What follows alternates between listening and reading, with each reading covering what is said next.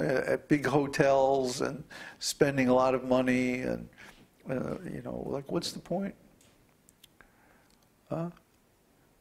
Building big temples with $1 million budgets and like this, and oh geez, $500,000 disappeared into my personal bank account. How did that happen? And then they spend it on traveling and opulence. And what is this? This is asat trishna. This is precisely the thirst for material things. So be very careful of this anartha. And finally, hridaya daurbalya. Hridaya means of the heart. And daurbalya means weakness. Bala means strength. Balya means someone who's strong. But dur means difficult or hard. So this could be translated either weakness of heart or hardness of heart. Either way, it has the same effect. If one's heart becomes hard, then what's the question of love? What's the question? You cannot love if our heart is made of stone, stone-hearted, hard-hearted. It's not possible to love.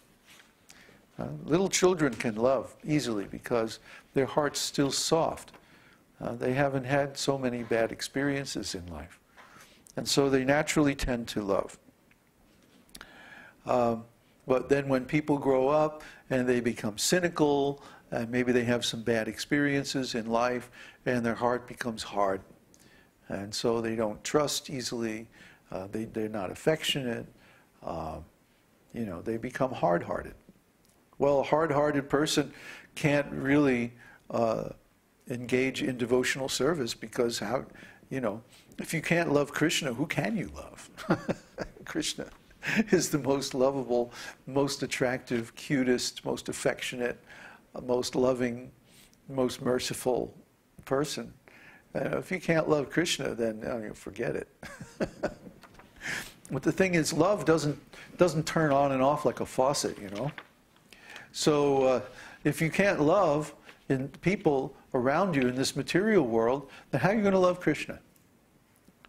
That when we go in the temple, then all of a sudden we turn it on and, oh, I love you. And then we come out of the temple and turn it off, and then, you know, where's my money? You know, you can't have it both ways. Either your heart is hard or it's soft. It's not something you can turn on and off, like, you know, it's not a machine. It's not mechanical. So if someone is soft-hearted, they're going to be soft-hearted all the time. In their dealings, they're going to be very easy and very merciful and very truthful and straightforward. They're not going to be, you know, they're not going to give people a hard time for no reason at all, just because of bad attitude, you know. And if they do give someone a hard time, it's because there's a long history of dealings between them, and they're trying to mercifully change some of the person's attitudes or activities. So just like, you know, when a spiritual master chastises a disciple, he's not doing it out of hardness of heart. He's doing it because he cares. Just like when a mother or father chastises a child, they don't want the child to develop bad qualities or bad attitudes. So they chastise the child, you know, and of course, you know, the stock line is, this hurts me more than it hurts you. You know? But really, it's true. We don't like to be, we don't like to yell at people, but if they're, you know, on the verge of making some horrible mistake, then it's really important that we correct them. So sometimes we have to do that, but we don't like to. Okay, so now we have 4 kinds of anarthas. 4 kinds are svarup brahma, which means illusion regarding one's eternal identity. Asat trishna, which means thirst for material things. Aparada, which means offenses. and hridaya daurbalya, which means weakness of heart or hardness of heart. So now each one of these is divided into further subdivisions. Svarupa Brahma is of 4 kinds. Svatattva Brahma, which is also called Jiva Swarup Brahma, which means illusion about one's own spiritual identity. Now, what does that mean? Well, when people think that I am this body, or I am a member of this family, or I am a citizen of this country, or I am male, or I'm female, or I am, you know, this kind of person, that kind. I'm strong, I'm weak, I'm poor, I'm rich, I'm young, I'm old, I'm this, I'm that. This is illusion about one's real identity. We're not situated in our real spiritual identity. Instead, we are accepting some temporary qualities, some temporary identities, some material idea of who we are. So this is illusion. Why is it illusion? Because it's temporary. Now my body is getting old, but before it was young. Now my hair is white, before it used to be brown. Well, what happened? It's temporary.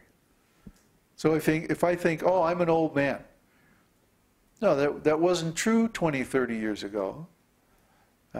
And 20 or 30 years from now, it's not going to be true either. So this is just temporary.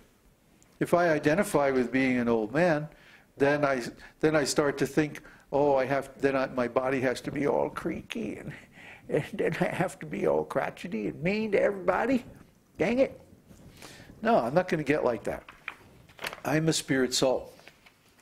See, so as soon as I start thinking or identifying with some material identities, then I'm going to pick up material qualities. See, and material qualities are always sources of suffering, both for oneself and others. Therefore, this is an anartha. See, why should I think that I'm this material body? I'm not this material body. And instead of thinking of myself as a spirit soul, if I think I'm this material body, then I'm going to start identifying with the qualities of this body. And that's going to lead to suffering. So that's an anartha. That will steal away my wealth. It will take away my opulence of spiritual qualities and instead give me the poverty of material qualities. Anartha. And I don't want that. So I reject that misidentification. The second one is Paratattva Brahma, illusion about the spiritual identity of the Supreme Absolute Truth. Well, we know the Supreme Absolute Truth is Krishna. And Krishna has so many expansions. And who is or is not an expansion of Krishna is not determined by our speculation. It's given in the scriptures. You see? So we know, for example, that Vyasadeva is an incarnation of the Supreme Lord. We know that Balaram is an incarnation of the Supreme Lord. Lord Chaitanya, Dattatreya, and Rishabdev, and so many others. They are incarnations of the Lord because they're mentioned in the scriptures. If, let's say, I was going to a foreign country, or no, even better, if I was going to open a temple in a foreign country, and but I couldn't go, I wanted my disciples to go, then I would give them some paper saying, this person has the ability to act on my behalf. It's called a power of attorney. For example, if I go to India, and whoever stays here has to sell our truck, our wonderful truck, I can give them a power of attorney, a piece of paper that gives them the authority to do that business. And I can make it as specific or as general as I want. You see? So then they can sell the truck and go off to Vegas. No. What you would get for that truck, You couldn't even go in the front door in Vegas.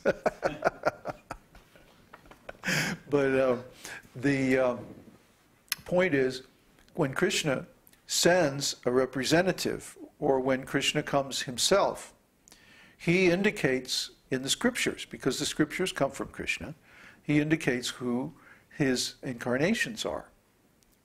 You know, just like I would give a power of attorney, he gives in the Vedas the mention that, okay, this person is my expansion, this person is my incarnation. And we have different classes of incarnation of Krishna, and these are all given in the scriptures too. So we don't have to speculate, we don't have to guess, we don't have to use our imagination. And certainly we don't ever want to make a false claim to be an incarnation of Krishna if we're not. Just like the biggest problem early on in Srila Prabhupada's